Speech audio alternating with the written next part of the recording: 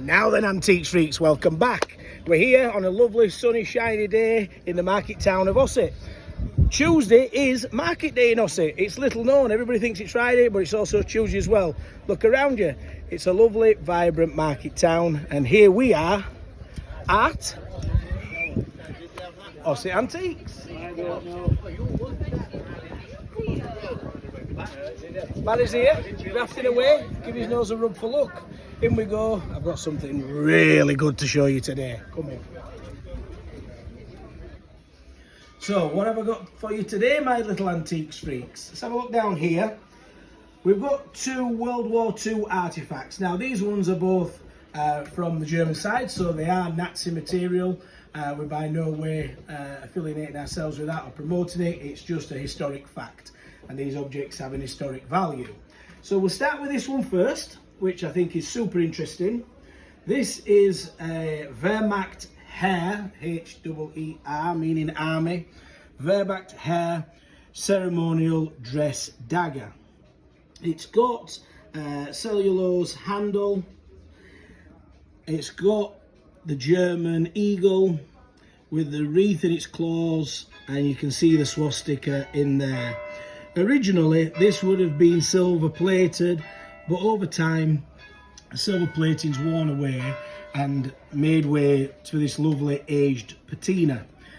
These are the original hangers for the piece. Some of the buckles have a pebbled effect, some of them are plain. This one happens to have the pebbled effect, and this would have hung on the German army officer's uniform, thus for ceremonial type purposes. So inside we get to the blade. So it's around 12 inches long, obviously designed to imitate a stabbing weapon. This is not a combat weapon, but this is what it's designed to imitate, a stabbing weapon. There's no cutting edge to it, but it does have a maker's mark, and the maker's mark can be seen clearly on the underside of the blade, and is listed as Alcosser of Solingen. A little bit of research. Solingen in the east of Germany, well known. In fact, even today they still produce cutlery and such like. So Solingen's a well-known steel city, a bit like our own Sheffield. But this one, Alcosser, they are quite a well-known manufacturer of German blades for the Third Reich.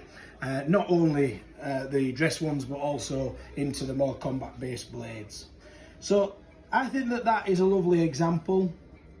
It does need a little bit of cleaning up, but a sensitive clean. You clean this too much, you lose the age and patina of it.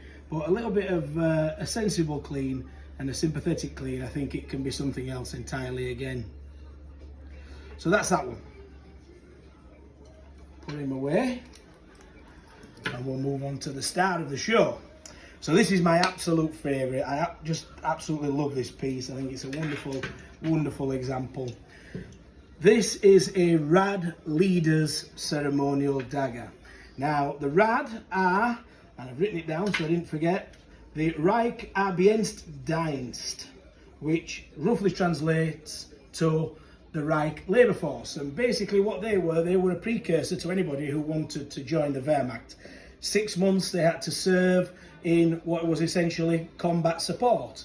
They would dig trenches, they would keep roads clear, they would get fuel and such like to the soldiers who were in combat, and then ultimately after 6 months they would be promoted into the Wehrmacht proper. This one, however, is the leader's dagger for ceremonial purposes. There were two types of dagger, the normal one, which is obviously far more common, and then the leader's dagger, which this is. So let's have a look at the piece and discuss it in a little bit more detail. They started manufacturing these in December of 1937, and production went through all the way to 1943, and they would produce the same design, if you like, was produced by a number of different manufacturers. Alcosser, like I just mentioned with the other one, and various other people. I believe Eichhorn, E-I-C-K-H-O-R-N, are the most prevalent of the manufacturers. But this was quite rare, but we'll get to that in a bit. So they were manufactured throughout that time, different people. They could be personalised. So actually, the individual soldier didn't get this issue. He wasn't given it for free. He had to buy it from his own purse. And on that basis, there are a number of idiosyncrasies in the designs. Sometimes instead of this celluloid type handle, they replace it with ivory because it's at the purchaser's request, or they personalise them with initials at the purchaser's request, or even the details of the unit that they're from. But anyway, focusing on the one that we've got, first glance it just looks like a very, very pretty ceremonial dagger.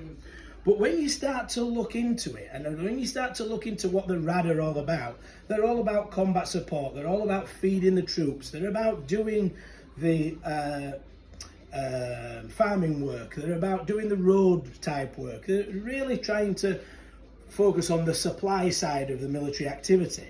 When you look at that kind of thing and you start to look deeper into what the symbolism of things that are on the blade has, it becomes really, really interesting. So come and have a look a little bit closer and let me point it out to you. So on the hilt of the blade, you can see that there is a swastika. But that swastika is part of a larger emblem. But your eye, and my eye, I will admit, was drawn immediately to the swastika, and I disregarded the rest of the symbolism around it. When you start to research it, you look into it and you can find that there's more to it. So this spade-like symbol is to represent an upturned shovel for digging the ground. And these are ears of corn. And further, there's ears of corn in the sheath, embossed all the way down, to represent the affiliation of the RAD with food production and roadworks. On the top, the pommel features the eagle's head common to the Nazi Party. So there is the positives with this is the hangers that come with it are the original hangers, and they are in great condition. The leather feels quite supple, a little bit of leather treatment on there, and I'm sure it'll last another 100 years.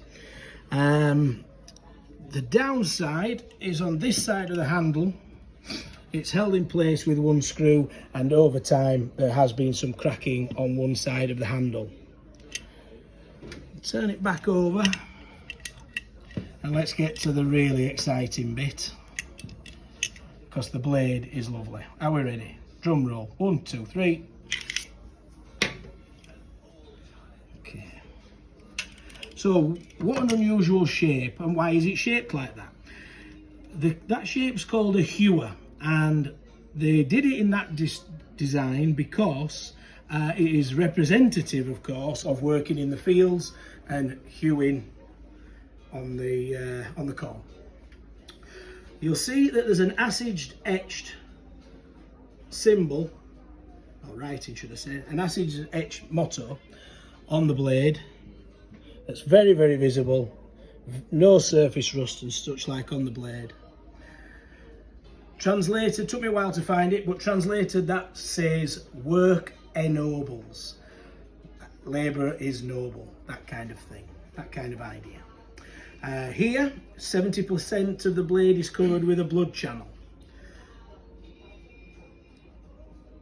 Turning it over, this way even, and if you can just get close to this, this is the maker's mark. And you'll see, as I alluded to earlier, this is not the most common maker's mark out there. In fact, we believe that this is quite rare.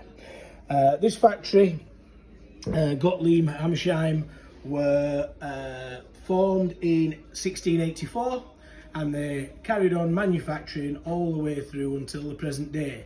They're currently making cutlery and all that kind of stuff. So that company's been in existence for a very, very long time. They've manufactured this. I can't find another one on the internet, another RAD leader's knife with the Gottlieb mark. I can find loads with the Econ mark, but I can't find any with the Gottlieb mark. That leads me to believe that this one is quite rare. So, I'm sure you'll agree. Today, I've shown you some really interesting stuff. It's in my personal area of interest, so Obviously, I enjoyed researching them. I hope you've enjoyed the video. Both of these items are for sale currently, current available stock at Ossett Antiques. If you want to purchase them, you want an idea on price, or indeed you want to tell me anything more about them that I've missed, then feel free to contact us in the usual way, message us or ring the number.